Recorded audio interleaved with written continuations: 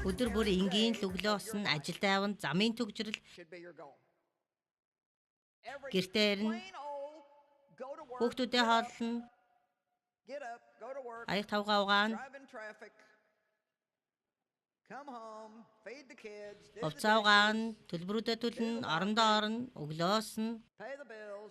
1 дэх, 2 дахь, 3 дахь, 4 дахь, 5 дахь хагас сайн, бүтэн сайн, 1 дахь, 2 дахь, 3 дахь, 4 дахь, 5 дахь хагас сайн, бүтэн сайн. Эдгээр энгийн л өдрүүдэд та баяр хөөртэй байж чадвал та муу ёрийн сүнсний таны муу мухай болгох гэсэн хүчээс